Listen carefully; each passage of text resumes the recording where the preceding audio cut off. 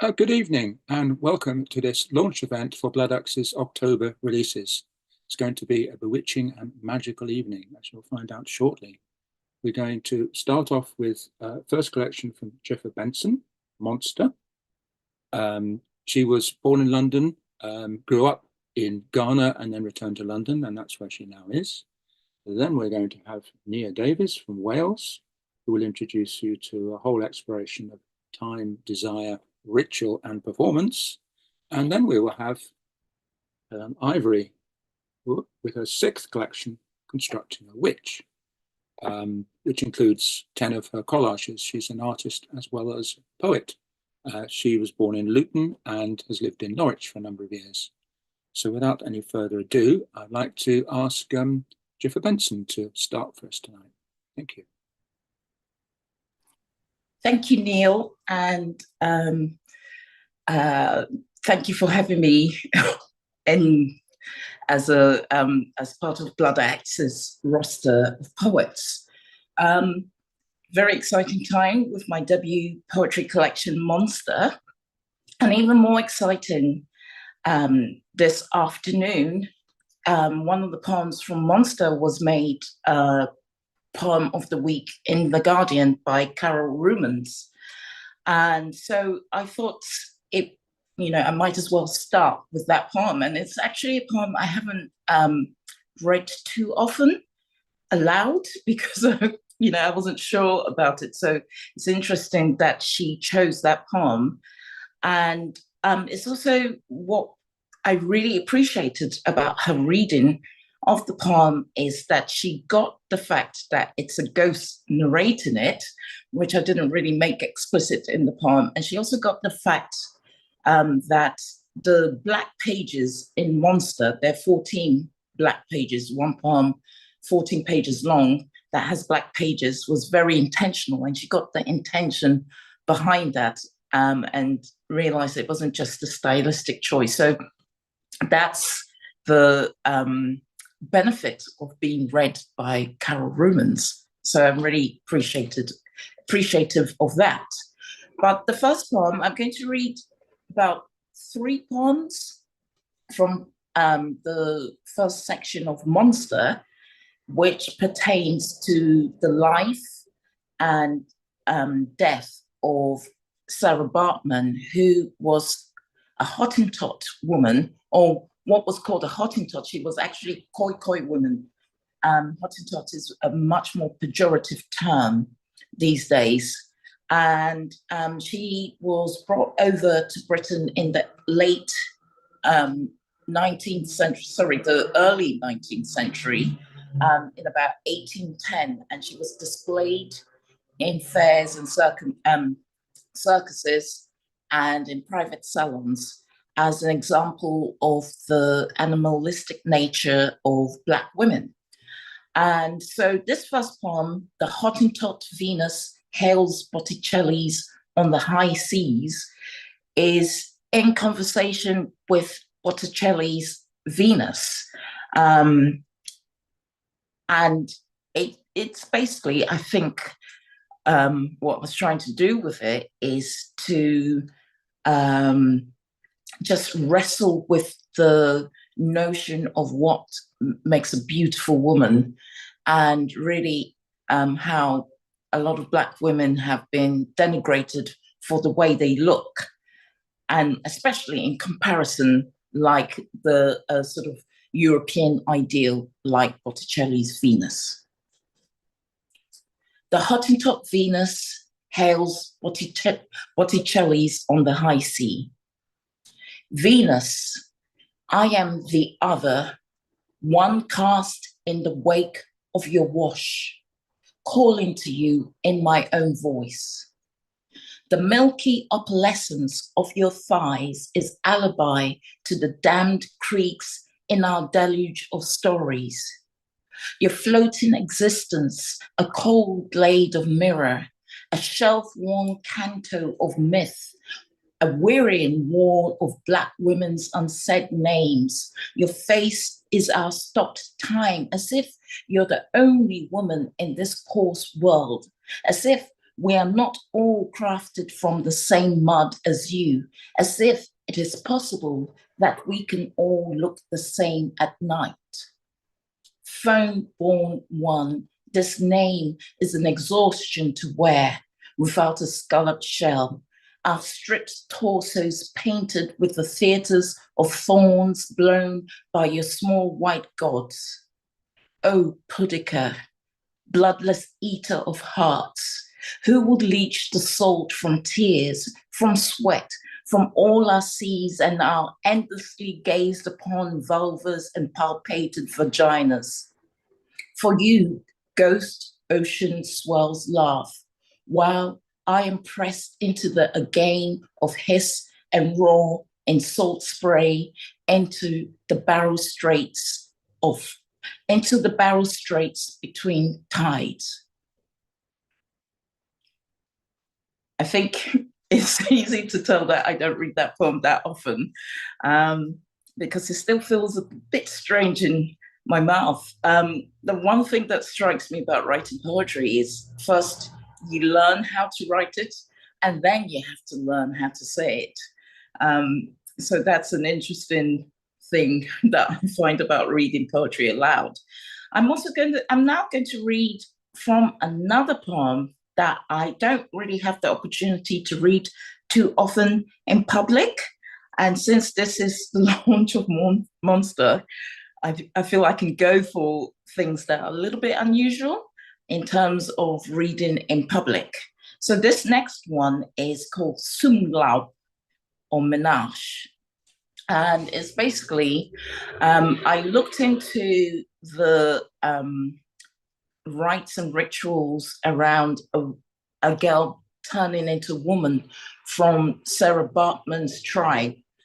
That's how deep my research went. Because I wanted to, partly because I wanted to think about her before or outside of what she's come to represent, handed down to us from history.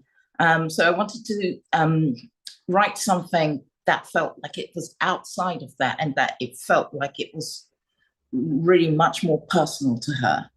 And I think in the end, it became about much more than her. It became about women and,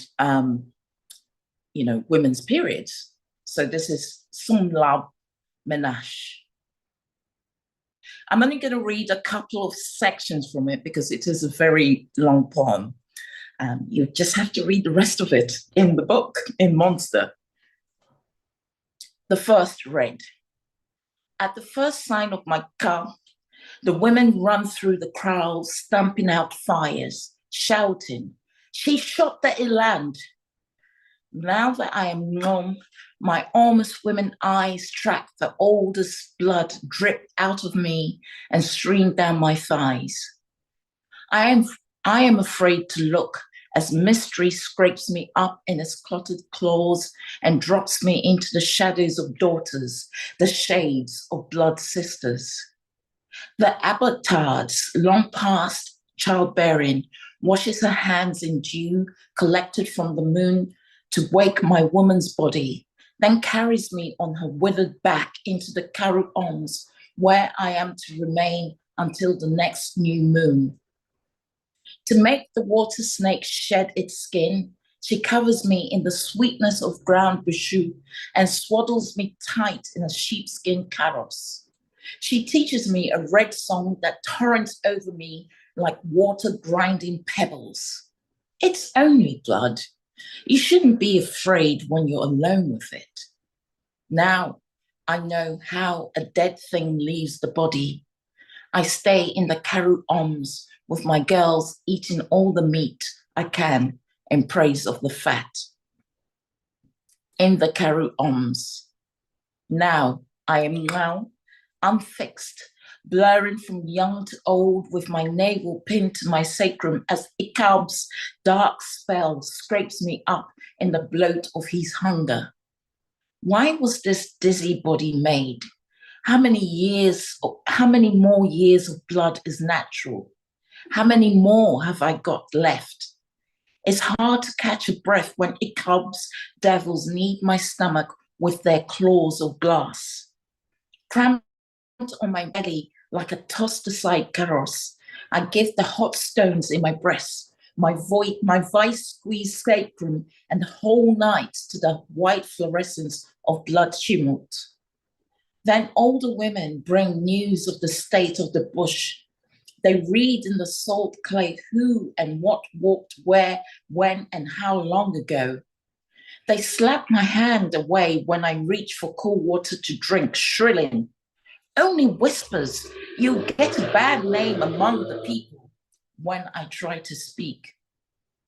As my girls grind sweet-smelling leaves and bark of bashu to anoint me, I know this new body is mine now and cannot be undone. I lie still to grow smooth, shining, fat. Maidenhood. I am in the full beaded finery of my woman's dress when the abattoir drapes a tortoise shell of bashu around my neck to make my veins lie down so that Gunab cannot cast his own stink onto my rust-edged tang.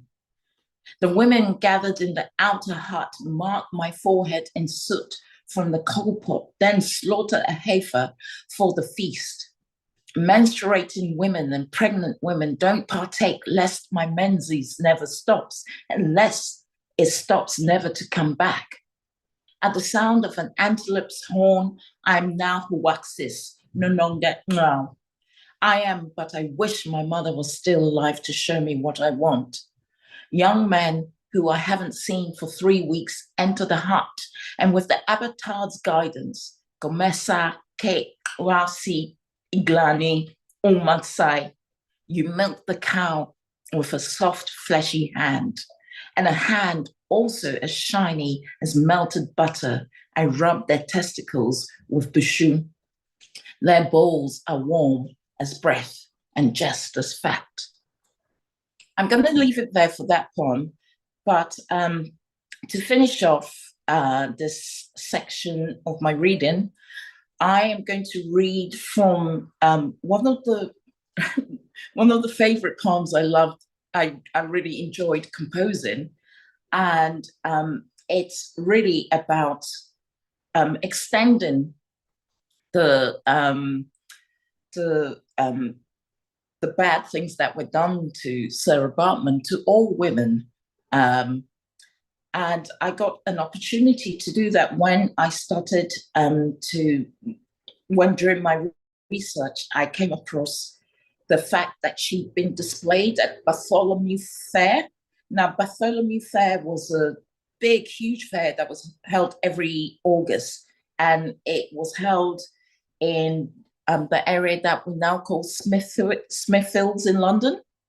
So, just finding out about that gave me an opportunity to write, to extend the woman's voice beyond just Sarah Bartman, and to embrace all women who have been called monsters, basically.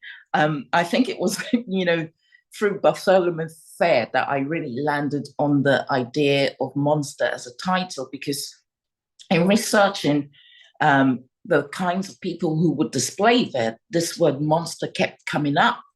And I thought it was applicable to the rest of the book. So I'm just going to read a few poems, a few sections, because they're called sonnets. And the full title, to give it the full title of the sequence of tempo sonnets, is called Freak Sonnets for Lucis Naturae at Bartholomew Fair, Natural Born, Man-Made, and Counterfeit. So I think I'll read a couple of the sonnets. And yes, it's playing with the sonnet form, and just like these women were anomalies, they're not true sonnets in that they're not traditional sonnets, I should say. So I don't stick to really strict rhyme scheme because the women didn't stick to really stereotypical ways of beauty. And yeah, so I think that's enough. So I'll just read a couple, and that's where I'll end this first half. So, Miss Pinder is a doppelganger for the living wonder of the deep sea roots lurking in all our family trees. What a rare bonanza I am for a nation of starers, double-shaped and female to my navel, out of the waters of Fiji and walking on land like a many-storied queen of the sea. I dare you to reproduce the equal of my iridescent tail in all its finery. The veracity of my existence may be eternally contested, but seeing is surely believing, and nature has nurtured no other kink like me, a goddess as irresistible as Charybdis' tidal allure, Venus before the yawning of her shell.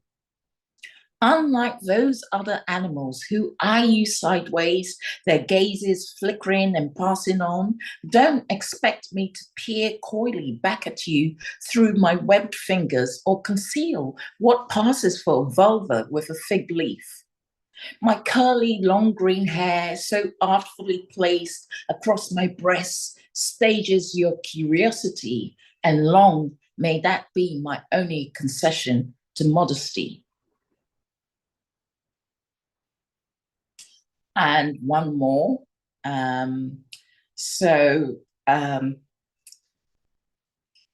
trying to decide whether I should read. I think I'll just read, and you will hear from this sonnet, what was the particular body anomaly of this particular woman. Miss Crackham would rather quaff a quart of beer than listen to a tedious sermon in church. From the O's of your slap-jawed Gauls, I'd wager you're flabbergasted by this glory of corpulence. Your rapt attention is almost more than my skin can hold as I sit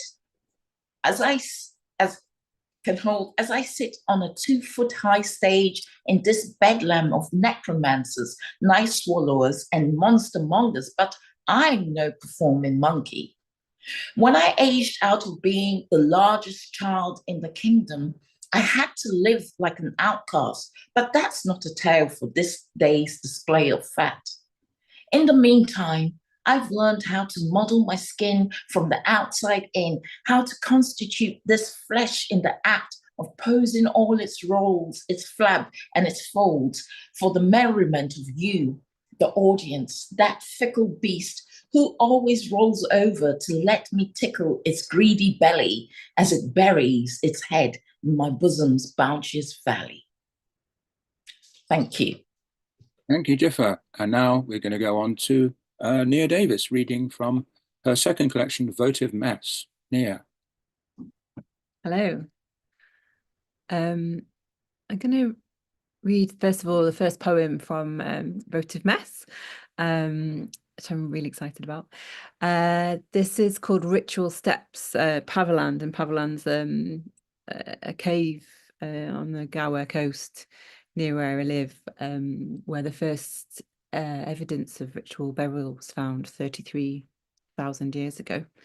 So, Ritual Steps, Paviland.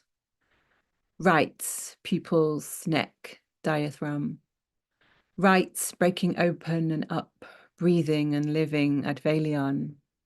Right, unfinished plethy. Right, a thread to visit my loves by night by Etherthrag. Right, lapse into a new language. Incant, enchant, against private wards, against death, against debt. Right, for the opposite of alienation. An escape in the likeness of an otter, an arrival in the likeness of an utter. Right, a daubing of untitled powder, to hills, to howls, to sing, now you keep a book on a string. Right, a social rhythm for decades, for seconds, for the cuckoo. Right. The precarity of a breathing cycle, its passage. Right. A dedication to the dying.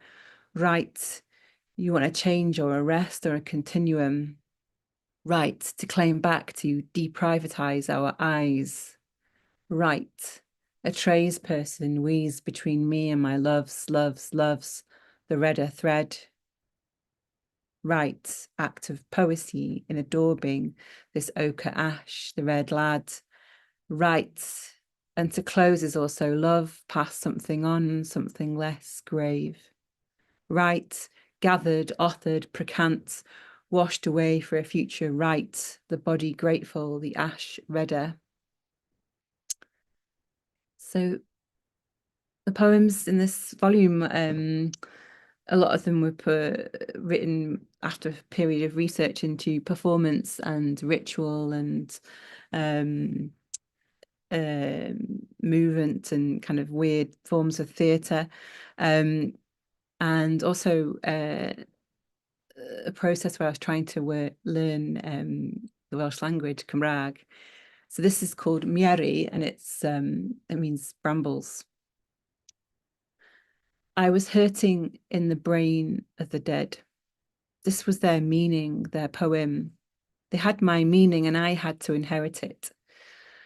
That very same night, a valley of shortening, a charcoal stick to think with, I sketched loops to survive the slam of unknown impact. If only it were Manx shearwater.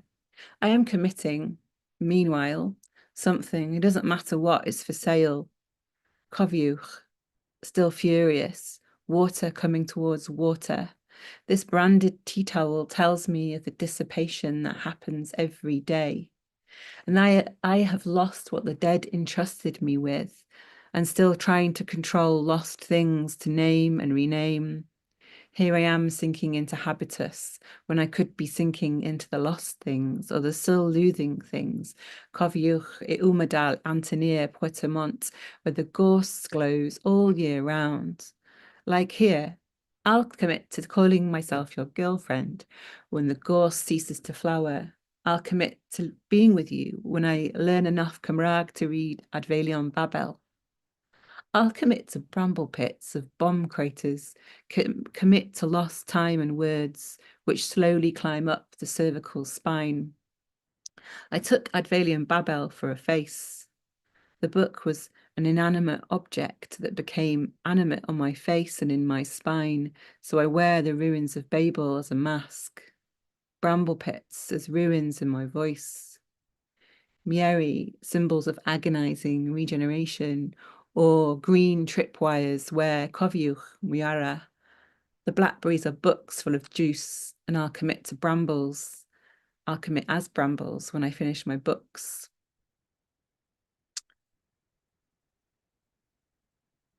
So another, this poem is called Communitas Anti-Communitas, and communitas is supposed to be, in ritual theory, the community that forms in the middle and the liminal part of a ritual, supposedly. I wondered if it was potentially quite a claustrophobic place to be. So this poem is for Amrita Shah. Crowds are in the courtyard, reasoning with their fingers, clinging to their city, to their sadnesses. Great power is given to their sheepdog rulers. They hurry to make a cube or a circle, take their shirts off. They're back from 10 years in the rubble plots, trained, preponderous and armed in note-taking. They make geological accretions, each person amassing an era, a layer. Later, a crowd on top of that crowd already passed, the passing of bodies through a matchbox, their skins traced in occasioned loving, full remembered, full lost. They find mutiny in small ideas, then the wash of their movement towards the food behind you. You have to wait until they've feasted before you can move. You have to wait until they've feasted before you can move. You have to wait until they've moved before you can eat. Their abundance brings several flint-knock feelings to the head. Their shirts are flung all this way over you, and you are part of them. You are separate, but you are not separate. You are part of them, and you are not part of them.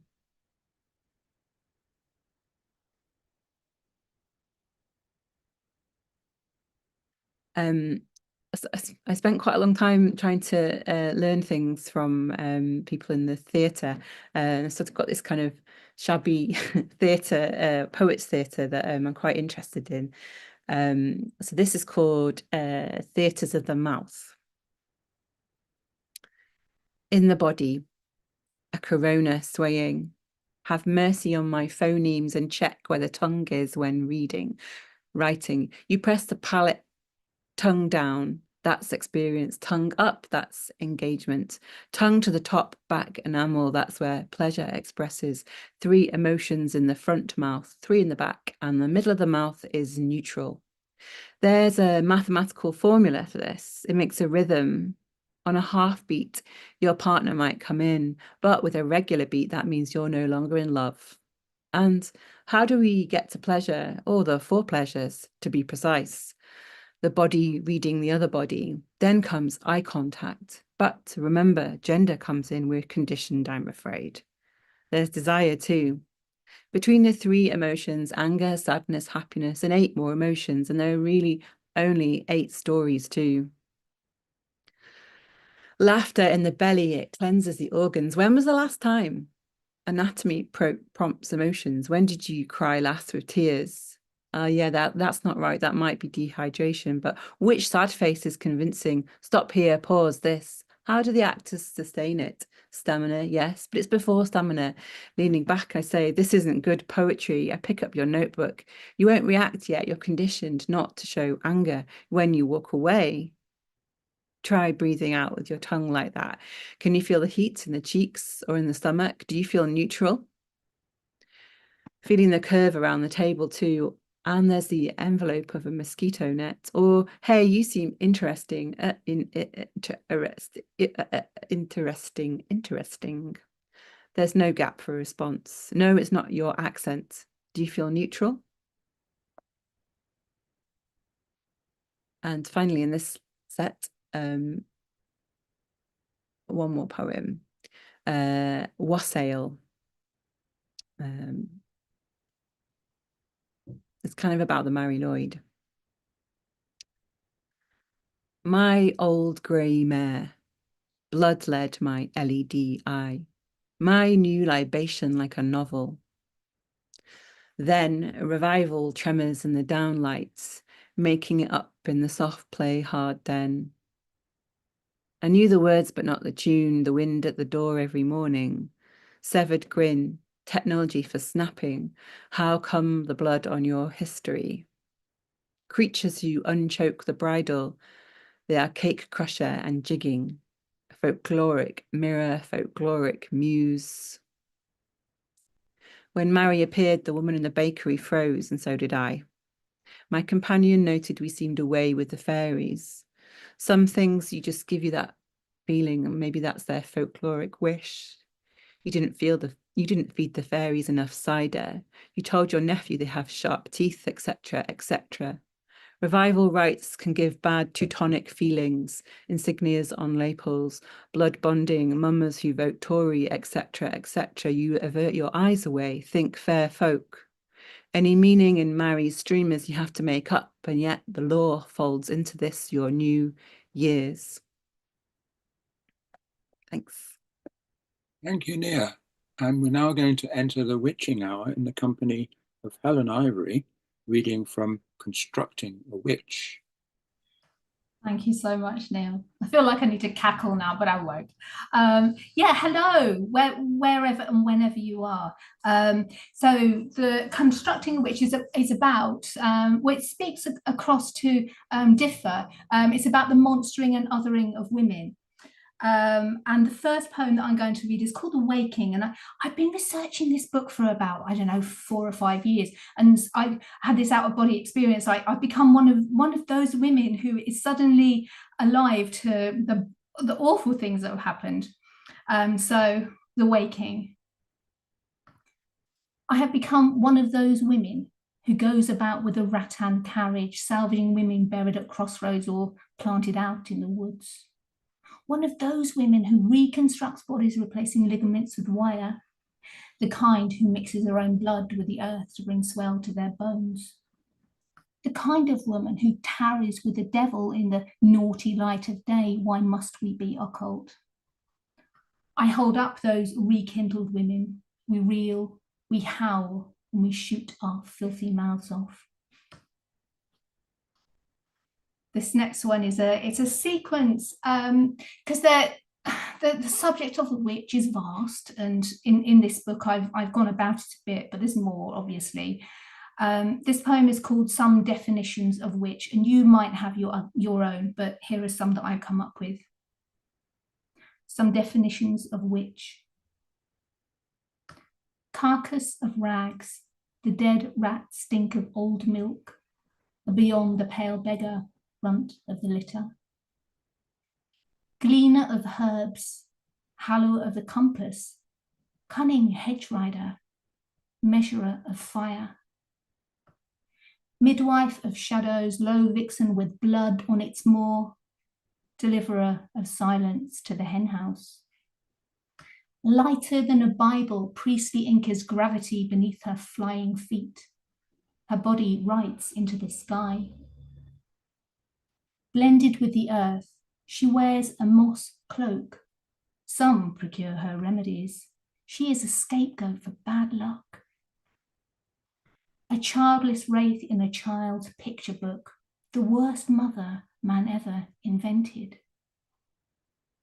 The method of kettling troublesome women, a peck of black pepper in the milk and water blether. Practitioner of forgotten ways, of rituals, sayer of spells, barefoot earth listener, older than God or television. This next one, I think it speaks across to Nia's language, not of the tongue, I think. The title is a quote from William Blake, The Marriage of Heaven and Hell, which goes, thus men forgot that all deities reside in the human breast. Before the first story, sky and the trees sang of themselves, and the seas embraced fishes as their very own children, and creatures did as they want, not for reasons of story, but the why for of spirit. When man uncreatured himself, he made all of the gods in his self-same image and hoisted them up to the sky. You'll know the stories by now of the smiting of gods, till just the king of all kings remained. You'll know too, it hardly needs saying, that man said, that God said, man needed a helpmeet, a soft-fleshed companion. The garden was a lonely place after all. So, in God's name, he created a woman to take in his laundry. What happens then is written in pictures. She clothed entire in a snake, she tearing fruit with her teeth, she charming him join her in all the tree's knowledge, the bite of flesh that still sticks in his craw. This was the first test, and they failed, though it was decreed that she failed it more. That was one of my poems. A lot of these poems are like, why are things like this? That was one of those. On one of my, I was just trying to understand what's gone down. This one now, it ties in with Dzifa's human as artifact. So Lilius Adi was one of the people that died, was murdered during the witch trial in Scotland, and they have, if you Google Lilius Adi, you will see a face, because they've made a forensic image of this woman. Her dates were like 1640 to 1704, and she just looks like a nice lady. You know, she's got a nice face, and Also, if you Google, you will see a strapline from the Daily Mirror in 2017, which says, "Witch who had sex with the devil." So, Lilius AD. And still the clickbait designed to pique a fever, though clicking arrives you at a neighbourly face conjured up forensically. She'd been 6 foot tall, according to her bones, buried intertidally like suicides, pressed down by a stone to damn reanimation. Such wickedness requires a belt and braces execution. Who's to say the devil will not wake her to bring about more sickness to the fold?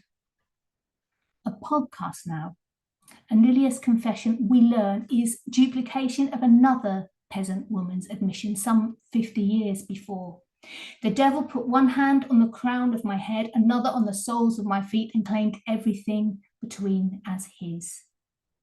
Then you learn they lost her skull 100 years ago, and the image of her face is drawn from photographs, and her bones were gathered up as trinkets. Even wood from her coffin you can see in a museum, whittled to a walking stick, fancied up with silver. This next one. So during the witch trials, they were looking, the science of it was, they were looking for the devil's mark, which is a space on the body, which is, I don't know, mole, birthmark, something, wart, I don't know, something that just, you know, that made the skin look not quite right. And so that might be the devil's mark. So what you'd need to do, of course, is prick it with a needle, and if it didn't hurt, then that of course is the devil's mark. I don't know, there's all this kind of odd science thing going on, and these people that were just put through these things, and it's abuse, and you hear, I don't know, you hear all this kind of, you know, these things that went on, but I just tried to imagine, so this is my imagined narrator. The devil's mark. I'm naked in the rawest sense, clothes, then hair. Even the most private of places ripped sore with a dirty blade. This is their inquiry, a science in God's name, a proof of how Satan raked an owner's claw across the parchment of my skin. Nature marked me out, they said, showed the dark one I was open for trade. A blood-red freckle here, a stain the cast of a skull on my behind. If they cut into my heart, they would find a crucifix inverted, and my faithless womb would harbour a demon. These were the facts of it. They say it was the devil had me, yet I sharp recall the human meat of man and his beery breath up close. The devil wore a poacher's coat. Thank you. This is my last poem in this section. There's a lot about hair, isn't there? in myth, in fairy tale, just a lot about female hair. This poem, little prose poem, all about the hair. Bound for the town square, her hair was worked to schooly red by quarrelling air, then to all-devouring fire, then to snakes of sundry class. Her eyes were mirrors 1 minute, staring stones the next. If you looked upon her, you'd have to look away or see yourself entire, or never see another living thing on this earth again. She'd come for babies, to make some or to round them up for breakfast. Her hair was a rope of multifunction. Many would kill for the shine of it. Perhaps bathing in the untainted blood of babies added to its youthful sheen. It didn't bear thinking about. Thank you. Thank you very much, Helen. And now we're going to back to Dzifa for the second set of readings, bit shorter than the first. Thanks, Neil. And so wonderful to hear Helen's and Nia's poetry read in their own voices, and to also pick up on so many of the ways our poetry, all our what seem to be talking to each other from across different parts of the world.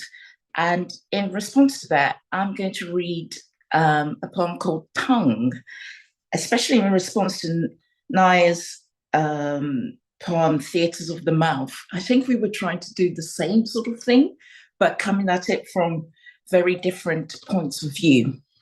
But there's a lot of similarity, I think, in both poems, or what both poems are trying to do. Tongue.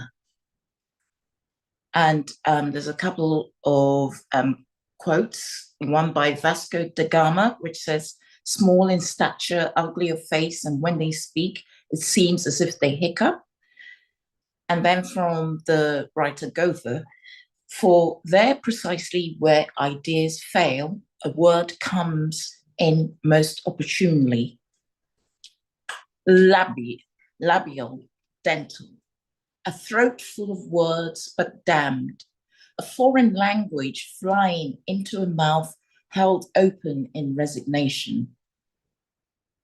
She slept in the burning kraal of her body, and on waking found her tongue severed, replaced by a flat stone, growing a callus over her lips, and her breath circumflexed in, out, her throat growing and shrinking like an amoeba, trapped around leaden vowels that only make sense to others as a guttural farrago of chattering beastly sounds, and wondered, what tongue should this wound speak?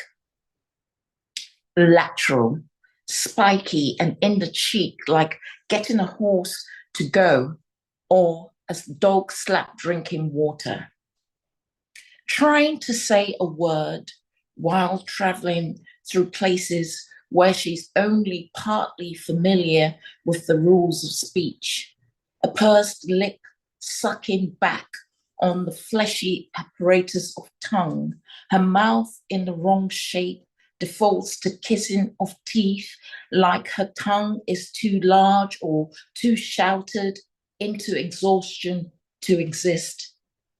Is there a word tugged in opposite directions to the place she comes from, but also to the place where she never arrives at? What is a voice when it tries to run out of a mouth?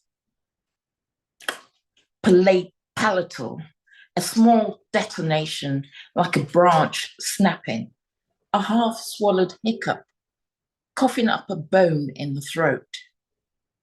Words stew in mouth after mouth, resonating millennia after millennia in acts of ventriloquism that put myth into the syrinx of birds, where the word signifier for yesterday also means tomorrow, and a word possesses I as much as me and you too. Words that roll their R's and hiss, tucked carefully into cheeks, words to rely on, words that her tongue can obey, igub, imi, noa, loa, lobe, whose throat is her voice in. Vestigial, mimesis, echolalia in speech like goose flesh or tailbones. If a blink could be uttered, a shibboleth. Press on her palms and she protrudes her tongue. So hands are fertile soil to sow language on. A baby's call as she shapes sound with jaw, nose, milk teeth, and smacks lips in pleasure. To speak any tongue, softened to honey, guardians of first language imbibe idiolects in mother's milk, rub salve of powdered ostrich egg shell thickly on the anterior fontanelle, and before it closes, a name clicks into place, triggering homecoming. Tongue, lang, nami, igo wa ige tachi, ausa tamaha. one language is never enough. And I'm going to read one poem from the section I call In Search of a Panoptic Ekphrastic. It was only as I was putting the book together that I realized how many ekphrastic poems I'd written, and I seemed to be drawn to that mode of generating poetry. So I'm going to read the first poem in that section, which is called Three Colors Black, and came about because I was invited to be a poet in residence at Pallant House Gallery in Chichester, which was such a enriching poetic experience. You know, communing with the paintings of this man who had been painting in the 20s and 30s, a gay man. And he was one of the first European painters to paint the Black body as if it was a subject rather than an object. So I really appreciated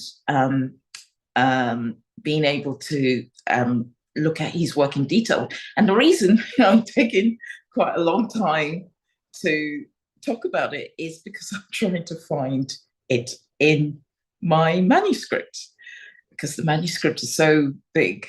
If you bear with me. Oh, here we go. Three Colors Black. As if he poured himself into the darkness like a sacred song, the pigment of piano keys. His body hears no other echo but its own. These loud blacks are three skins of armor, a shroud of saturation to bet on, and wrapped, we are drawn into the orbit of his guarded umbra. Blackness never took up so much nameless space as in his gaze, the din of the world dims far away and small. The last poem I'm going to read in this set is about twins. Twins occur a lot in my family, and especially when you think about female twins and how, you know, which I think it really kind of ties into Helen's idea of constructing a witch, which is basically constructing a woman. So this is a very kind of Ghanaian way of constructing women who happen to be twins. And Vinaviwo, which means twins in Ewe, which is the Ghanaian language that I speak, and Eyi and Echa. And in Ewe, if you have if you have female twins, they're always named Eyi and Echa, in addition to all the other names that they may have. So this is Vinaviwo, Eyi and Echa. And I think of this as a sort of poem story, and you see why. Nobody knows why Vina washed her hands in her own birth waters that she had stored in the two little painted clay pots.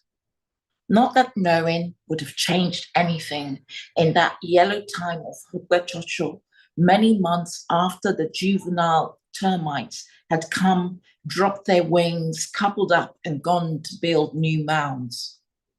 When she put the aksoki on their wrists and buried the umbilical cords at the front of the decaying colonial fort to save for the twins' outdooring, a sound like all the whispers that were ever uttered seeped out of her lungs.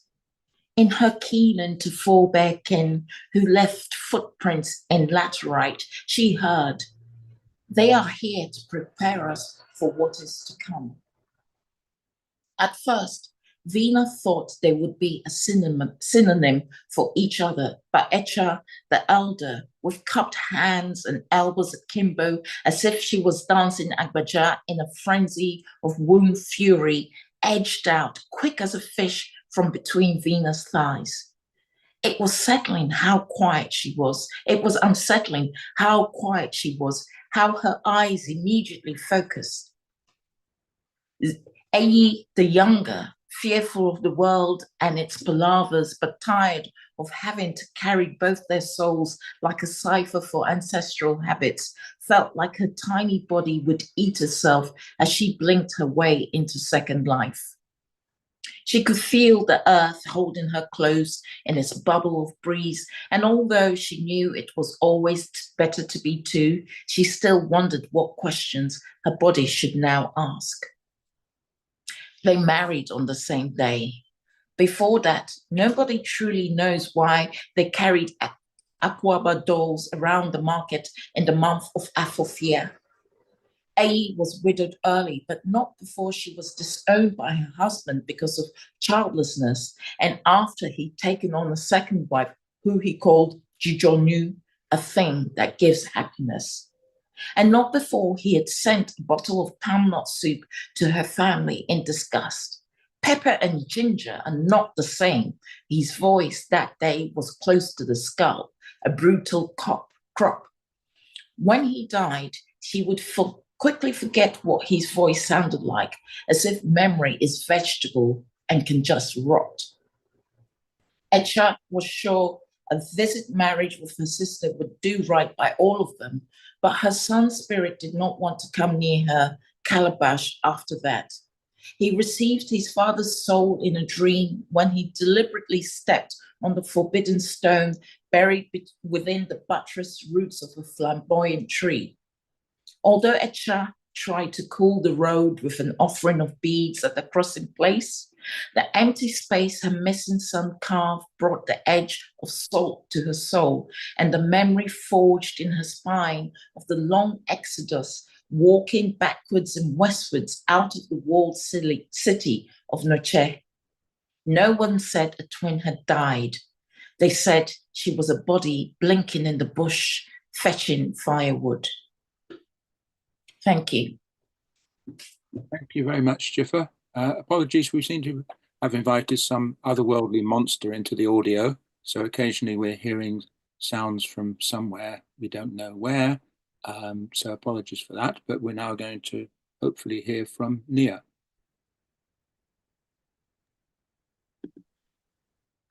Hi. There's so much to talk about, but hopefully we'll come back to that in the discussion afterwards. This poem is called Tia Nanog. Again, my name Nia comes from it's translated from it's a Welsh version of Neve, the Irish name from the story of Neve and Oshan, who Neve was from the Tia Nanog, the other world, the land of eternal youth. And so this poem was thinking a bit about how what there would actually be like to be in the land of eternal youth. And one of the things about my school, my secondary school, was that it had its architecture of a kind of oblong like that, and you would go round and round and round eternally on a corridor that just a loop basically. So it's called Tia Nanog again. Youth and young thingness as yearlings in animated talking, we have no thought of the other issue, no thought of the other nows, no place like this home on the tennis court, no heaviness over whether to have a cigarette, pieces of a place I once ventured.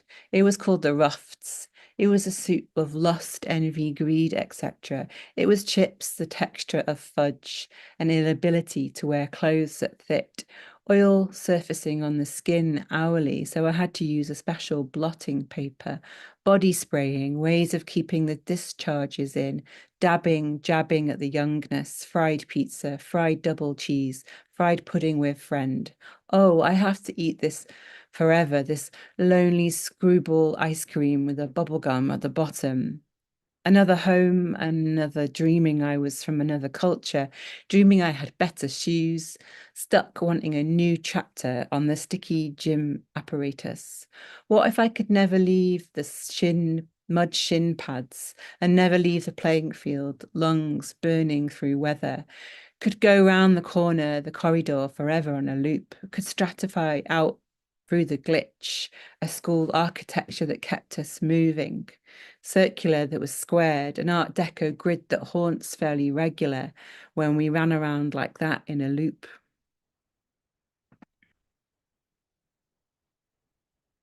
This next poem's called Striatum, which I was told is some part of the brain that is connected to addiction.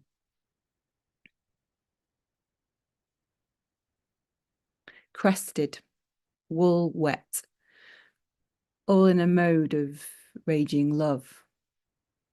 Warring with the fabric of connection, the dangerous light might not yet reach the inner flesh, but you have tried.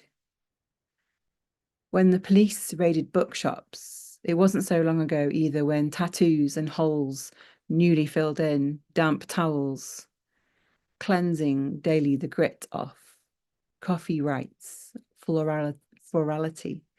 These are recent. Could it be guilt or shame? Maybe it's both. Could it be responsibility or complicity? Maybe it's both.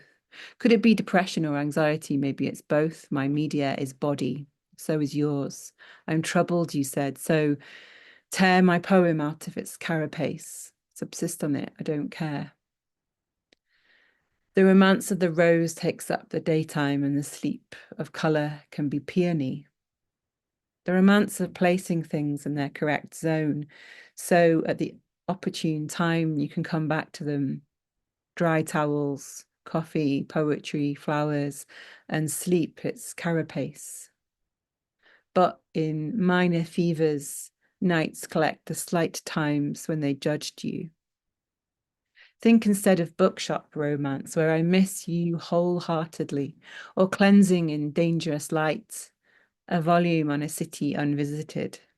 There is an incremental killer in your swig, veins drain of peony, things drop through the body medium, like salts should, and nutrients. The trace of someone's ankle tag. Some real gathering is desired. Votive is linked to desire at branch and root. I will ask you later if you approve. How will I judge your answer in the bookshop of nodes and clean towels? A swig takes place over and over in the striatum. Stitchy little poem strands work the fascia and should not be exposed to dangerous light. Poetry's utility as peony, as rage.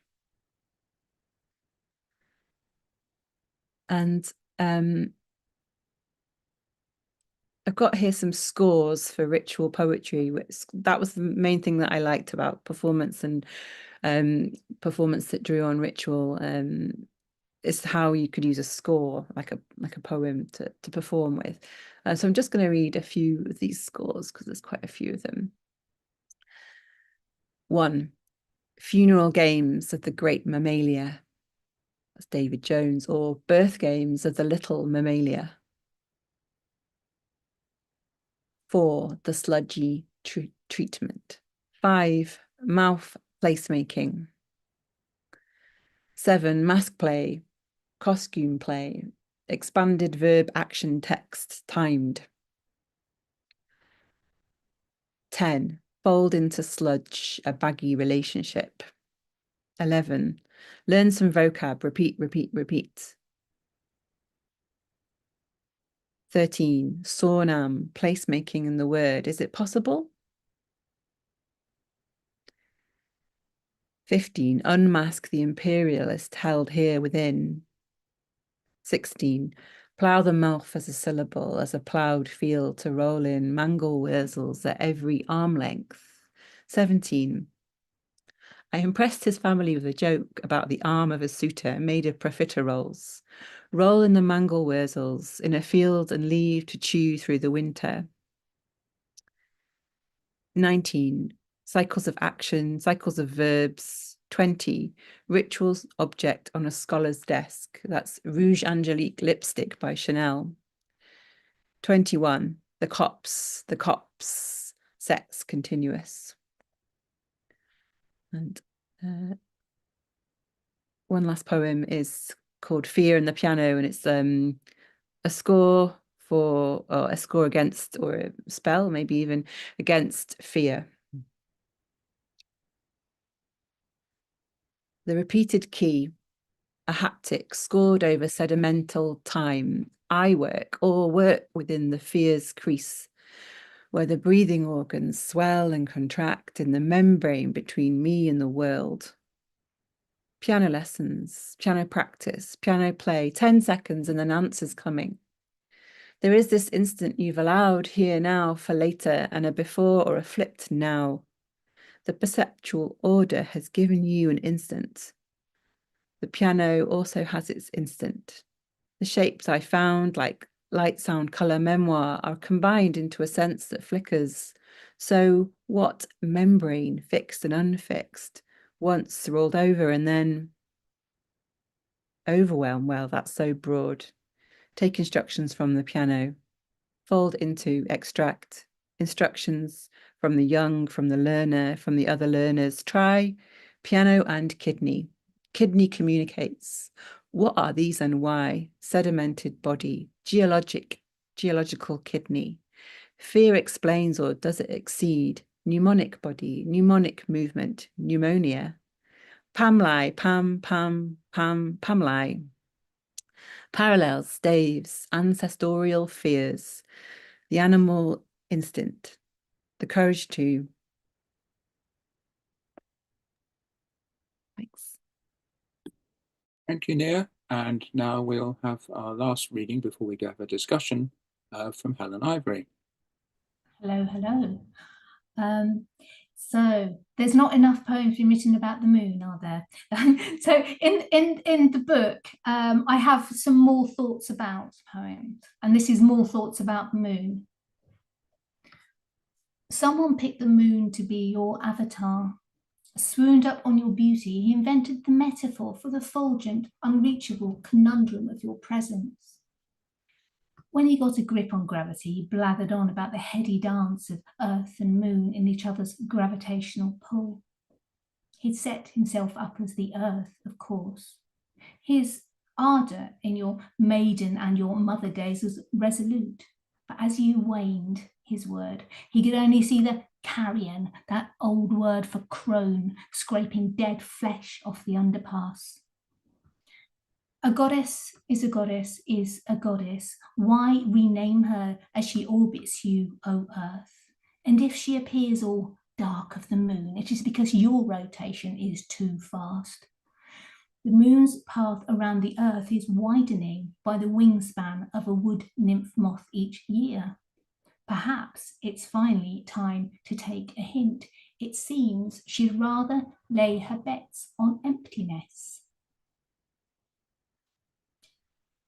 So the book is also about the fear of aging femininity, and this is the first of those that I'm going to read. It's kind of the opposite to Nia's young and young thingness, youth on a loop. This is kind of off the loop. It's a prose poem. TikTok. All your life you've been expecting her to come rapping at your door. Let me in, let me in. She pushes at the tender fabric of the shelter you'd assembled with your bare hands. Don't you remember how they warned you about the woods? The woods are a darkly place where you'll meet your darkly self and further ghastly things. Why did you go? Why did you take your pretty light there? Why did you wear the woebegone smock of the crone when you could have been Springstep in a bright yellow dress? And now she's in your bath, skin draping from her bows. And now she's taking off her wedding ring, sliding it onto your finger with a gob of her spit.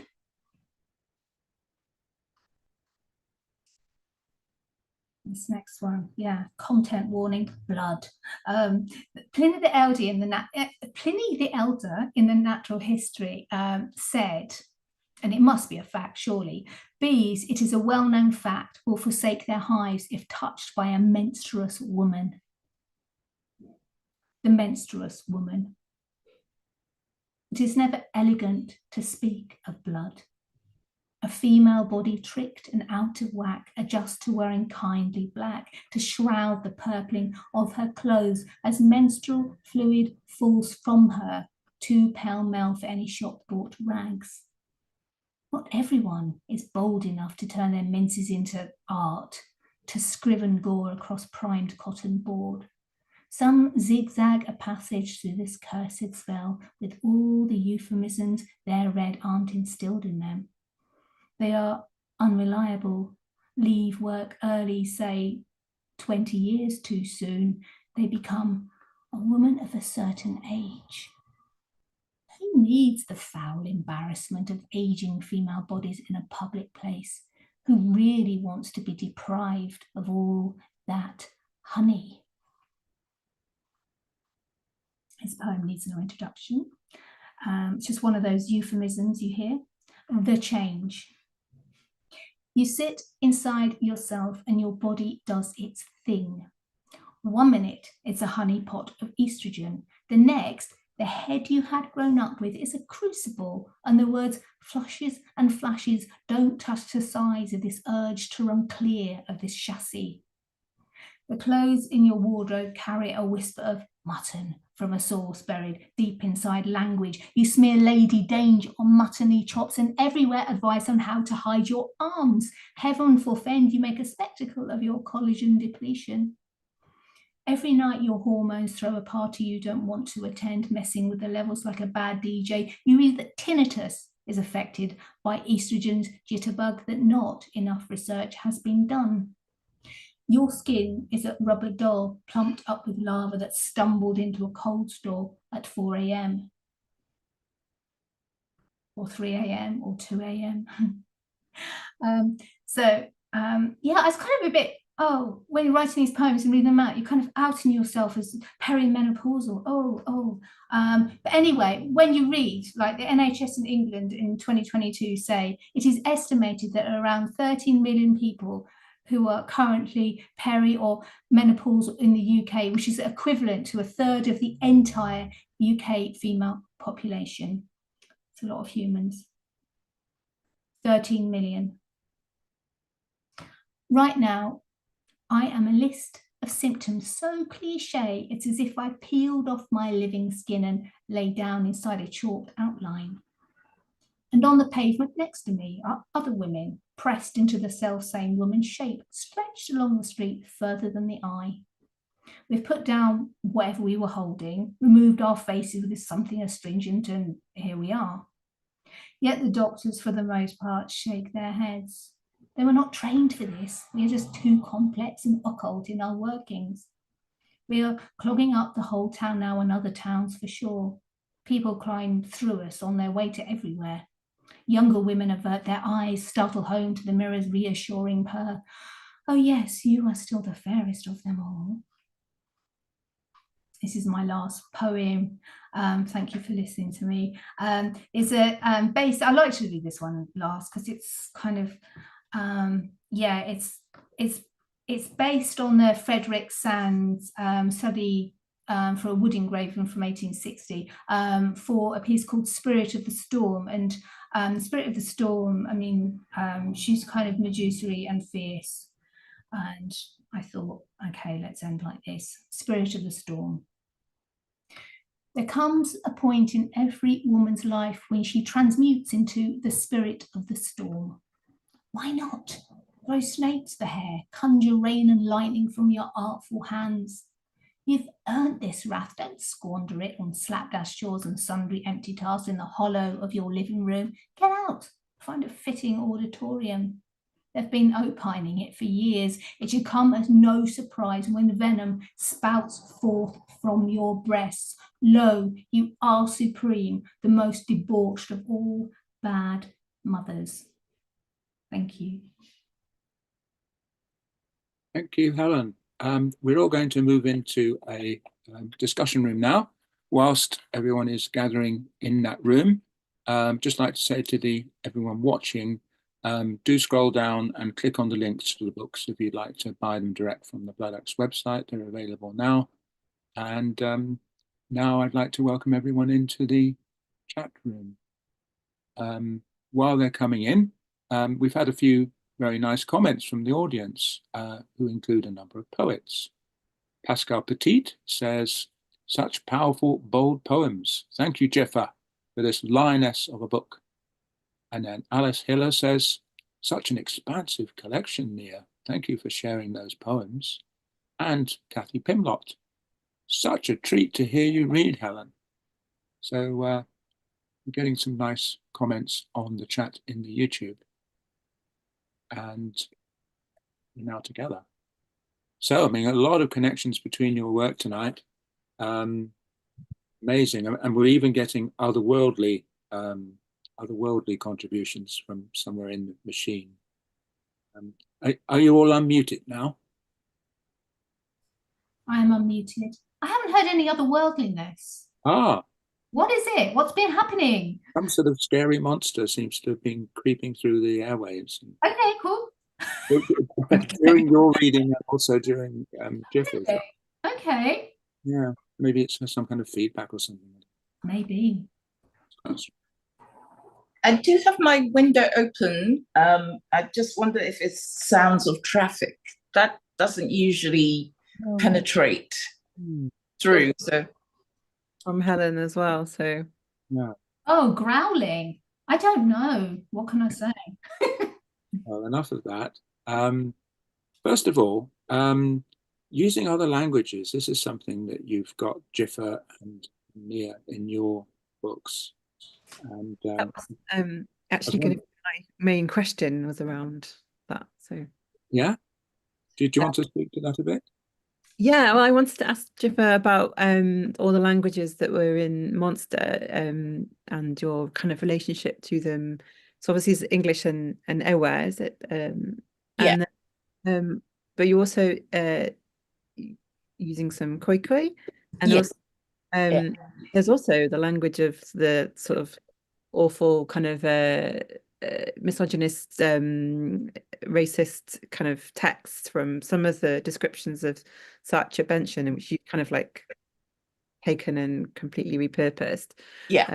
So I just was interested in how you sort of, your journey between all these different languages, and how that helped you write poetry. Well, when it comes to Khoikhoi and with Saki Bartman, it really arose out of the idea of honoring her, and also the awareness that there's been so much written about her, whether from academics or scientists or feminists or whoever, and a lot of the time it felt like she was an idea rather than an actual person. So, I felt like if I then went and incorporated some of the words she might have spoken, then, it would be somehow honoring her and move me away from this idea, because, I also felt like I had to be careful that I wasn't another person appropriating, her, who she was, just for the sake of poetry. So it was very much, using Khoikhoi words was very much born out of trying to, restore her somehow as a human being, rather than this caricature that's been handed down to from history. And also, that honoring went as far, and I didn't do it so much in this reading, but I learned how to sit, because she spoke one of those South African click languages.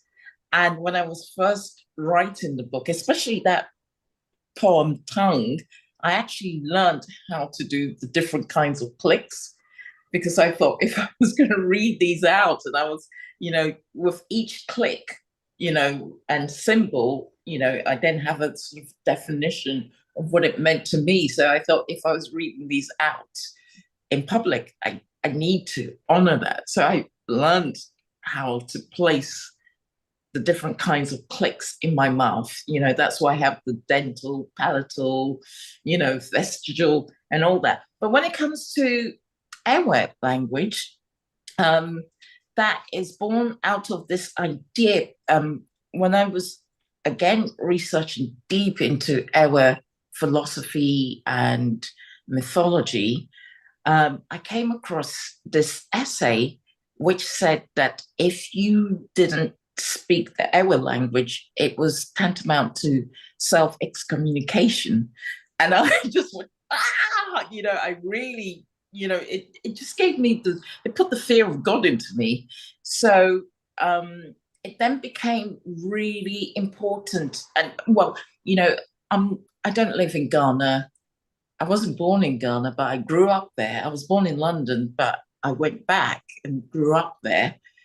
So, and I also grew up in Nigeria and Togo. So I've had that peripatetic sort of upbringing that doesn't allow you to immerse yourself completely in the Ewe language, and all three, all places that I grew up with, English was the sort of lingua franca.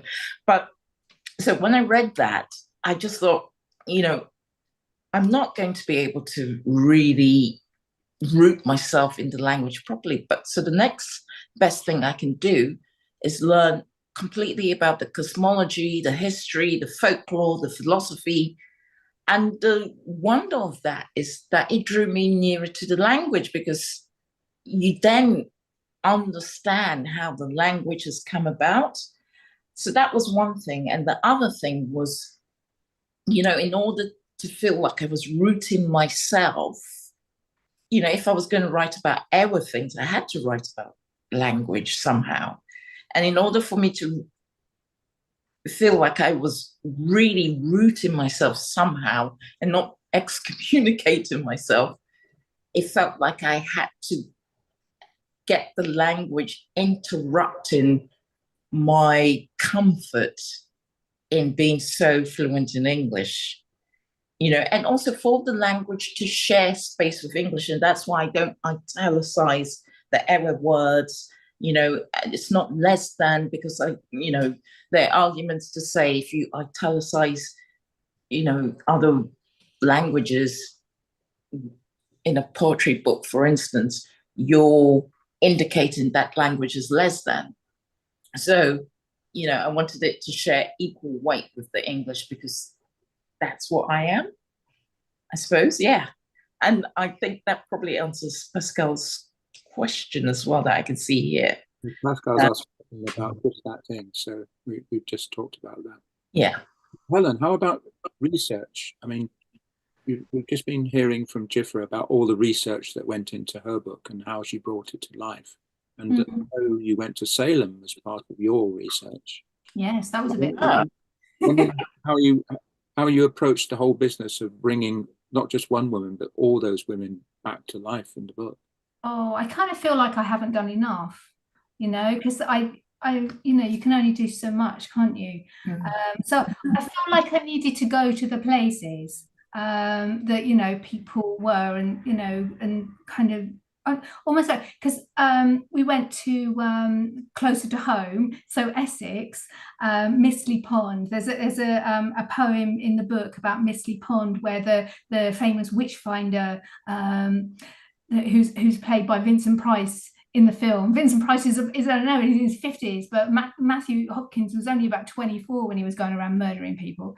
But anyway, but just going to Mistley Pond, seeing it on a bright December day, and it's just really, really beautiful, and just knowing that people were drowned in there. It was some kind of odd baptismal thing, kind of, I don't know, they would float, or it was called swimming. So just knowing all of that stuff. And yeah, in my poem, the water's just saying, no, I'm just water. But it holds all of the stuff, being in a place that's held a kind of witnessed, it's so charged. Even the crows were talking about it. It felt like all the stuff was alive to what's been there and what's happened. So yeah, going about was important. Obviously, reading books are important as well, and reading theory about things. But I felt like I had to put myself in the place of people, and Pendle Hill, going to those places and just seeing. Yeah, I imagine myself in the position of not being in Pendle in the rain without Gore-Tex, You know, what would you do? What would you do if you were kind of there and you didn't have any money to buy pins? And pins were important. I don't know if that answers your question, but yeah, just being in places was really important. Just really, you also had an awareness of witch tourism in various places, didn't you? yeah, witch tourism. Yeah. In the Museum of Witchcraft in Boscastle, there's just a whole load of when I went, there was a special exhibition of puppets. They've got a few there now. I mean, they've got loads and loads of stuff, you know, backstage, but out front, loads of puppets, and there's some of them that are more contemporary, you know, Trump or Putin or something, you know, it's just this, it's the same thing, you know, you pin it, you know, all of that frustration, all that everything on it. So yeah, that's kind of part. Yeah, I don't know, I could talk for ages, but we haven't got ages. Nia, could you say something about how ritual has changed your poetry?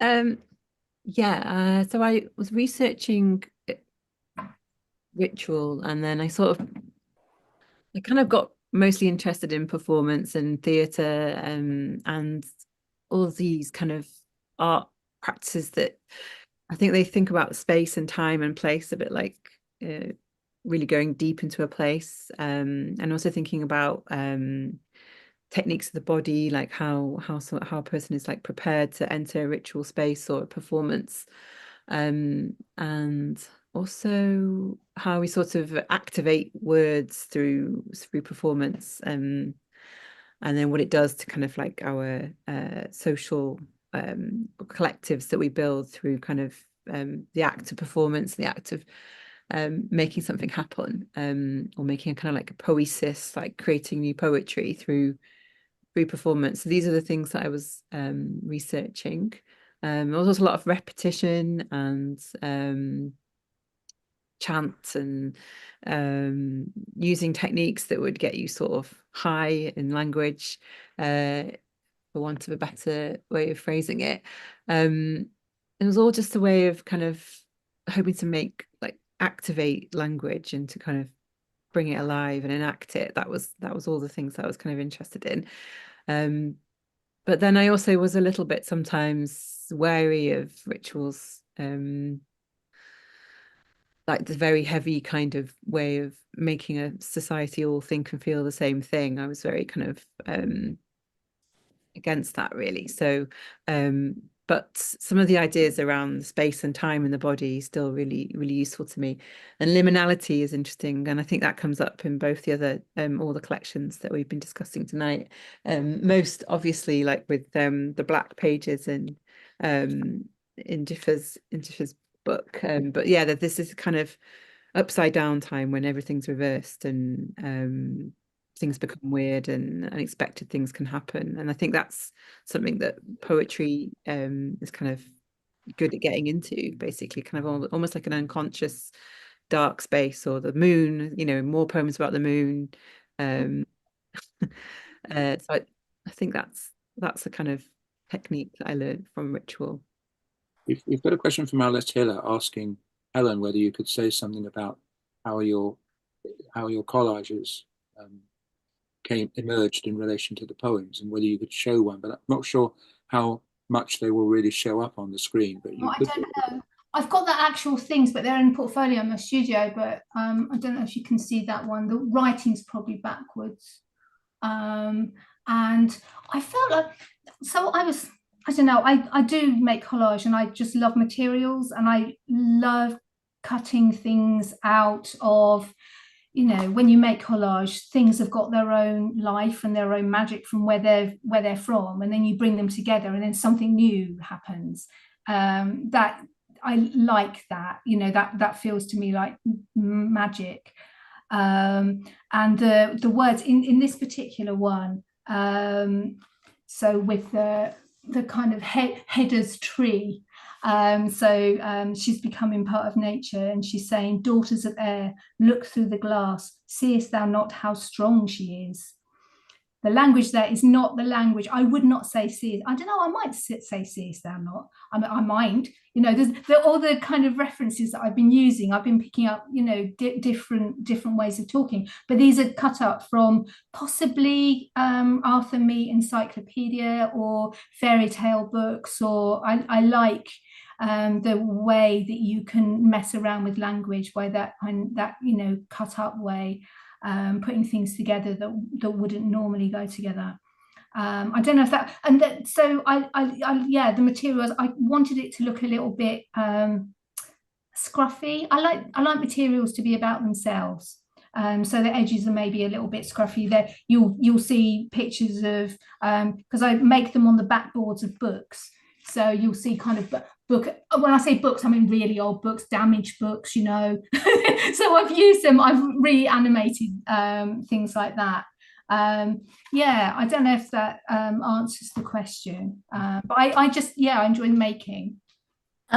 Just staying with the idea of ritual for a moment, Helen, I just wondered if these old books were especially picked out books, like were they books about women, for instance, or, you know, or the moon or something like that. That's the type of thing I would do. And that, you know, Nia, you picked up on the black pages, and they were very intentional, those black pages. And that's one thing that Carol Ruman seemed to pick up a bit today. So I just wondered if you had that, you know, that sort of intentionality. I like, even if it's not made explicit, I always am in love with that idea of intentionality that ritual can give you, you know, that you can use ritual to invest into making something.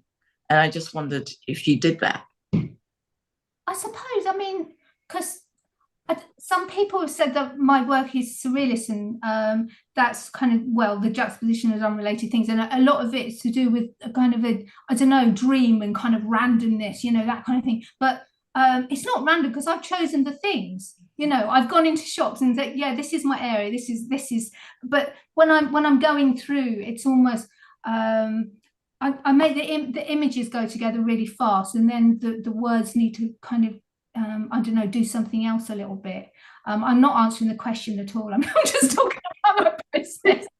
But it feels like, because with Nia's work, I feel like when I'm reading it, I feel like I'm in the middle of my process.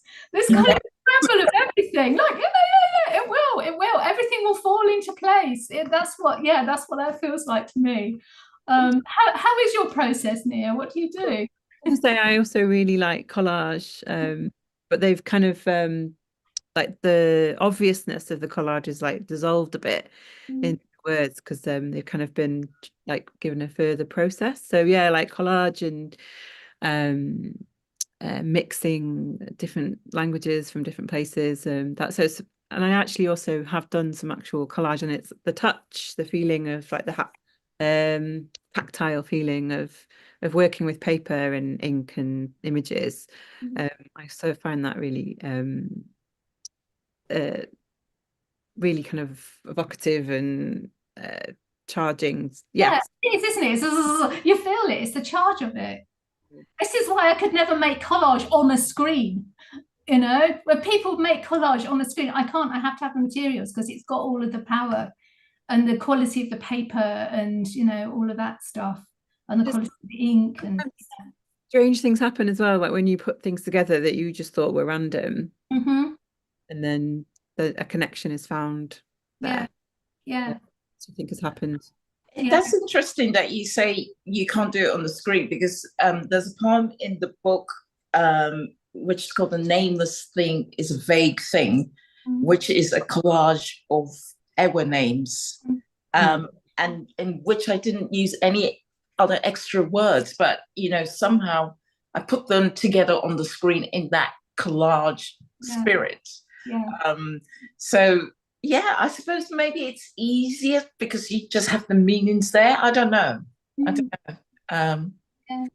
But I do like this idea of having the charge, you know, even the whole ritual of cutting it up with paper and using your hands, and I just really respond to all that kind of thing myself. standing up while you're working. I mean, I did 5 years at art school, so you know, just taking yourself out of a situation and moving into another, using your body to, you know, make stuff. Which I really, you know, because I spend a lot of my life sitting at my screen, I, you know, go through to my studio, and then I can do different things in there. Stand up, because we forget we've got bodies, don't we? Well, can I ask you all about danger, given the nature of the material you're working with, whether you sometimes feel sucked into it, whether you feel at risk in some way when you're entering that area in the writing, through the writing, which is a kind of ritualistic thing in itself. Danger. I think the danger for me is more having the book in the world. And, you know, when I was writing it, I didn't feel like I was taking too many risks. I was just really aware, this is what I'm writing, and I'm not going to think too much about what poetry book is supposed to be, you know, and this is it, you know, and I'm not going to think, and I've since heard the book described as capacious, you know, which felt like a sort of you know, a little, you know, maybe the person wanted to say it's too big, but, and I did wonder if it's too big, because most poetry books are not. But then I thought, well, this is it. This is the book. And, you know, so that the danger I felt was having the book in the world and it not being understood for what it is, you know. And just going back to Carol Rumans, that's why I really appreciated how she read both the book and the poem, and even, you know, made that comment about the black pages and hazarded a guess as to why I did it. And she was pretty spot on with that. You know, I haven't heard anybody else refer to that.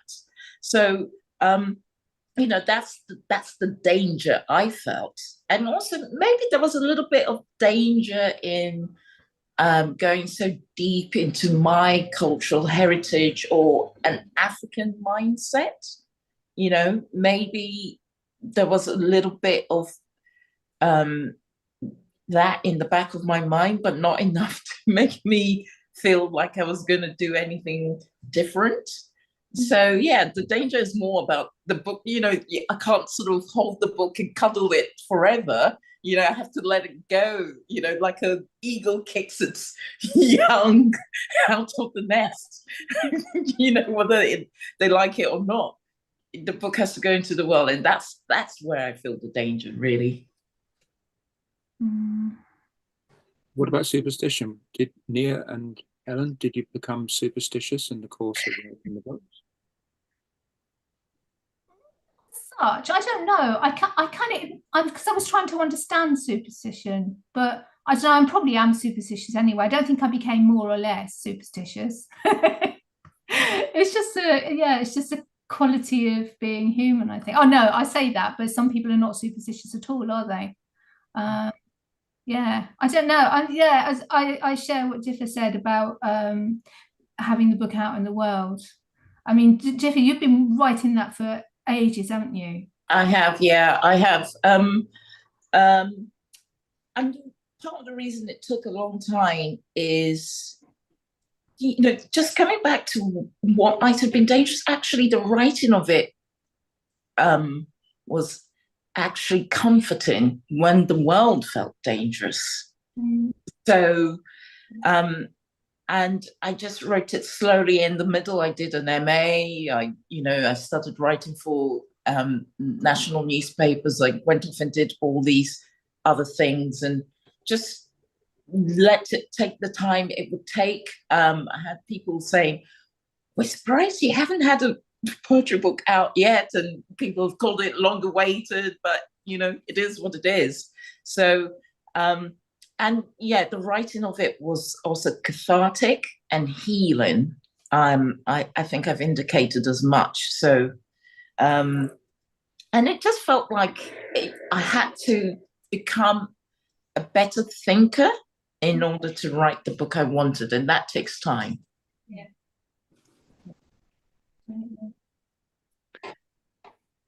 Yeah, I was going to say something. I mean, that I really resonate with those feelings about putting the book out and when is it ready, and there's something very exposing about publishing. Although it's kind of mediated through poetry, so you've got a kind of like a healing or a protection generated through the sort of medium of poetry. It's not just like, although what I was thinking about quite often was what it feels like to be on stage, like terrifying, and all the things we do to sort of protect ourselves from the gaze of the audience on us. And so I was thinking a lot about, and all the kind of like nervous tics that I use, well, probably still do in reading poetry in front of people from when I first started writing and reading poetry aloud.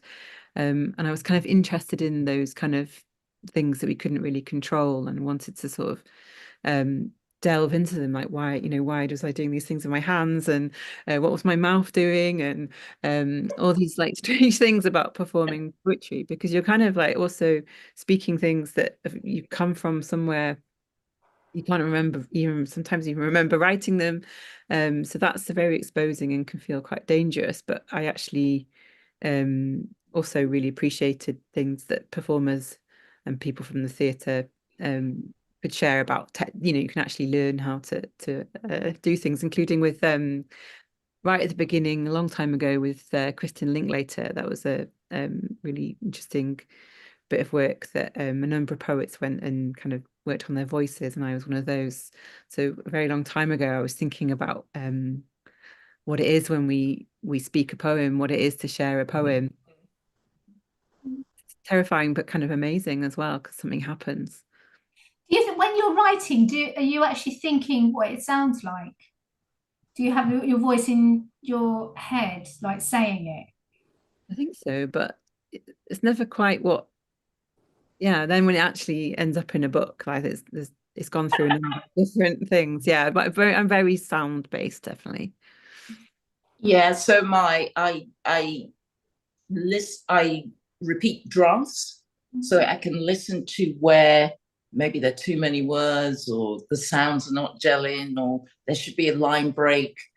I'm really used to saying it aloud, and maybe that's also my own theatrical experience as well, and how it feels in the body. And even when I do say draft poems aloud in front of an audience, like Nia has said, the poem changes. There's something about an audience interacting with it that maybe changes you and the way you think about the poem, or the way you receive their attention to the poem. I don't know, something changes, and maybe that's a little bit of alchemy or magic or the moon. One of those things we don't quite understand. But yeah. Yeah. So actually also maybe give me to think about the changes you're writing about, Helen, and this kind of time. It's like this tide of time, and like there's changing in the body, but like I'm very interested in that, kind of your attention on that. Yeah, well, and not much has been written about it. I think more and more people are talking about it more now. I think people don't, it's not, even though, as I say, however many million of people are kind of going through it right now, it's not really talked about. It's still a little bit harsh, isn't it? It's called The Change. The change. All these euphemisms. Okay. Yeah, I think. And what was your euphemism for menage? It was she shot her first Ellen. Yeah. Yeah, and that was taken directly from looking into the folklore of that. And I was like, wow.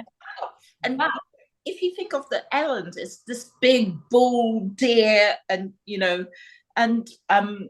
I was fortunate enough to be mentored by Pascal Petit through just getting this book into publishable shape, when I'd written most of the poems.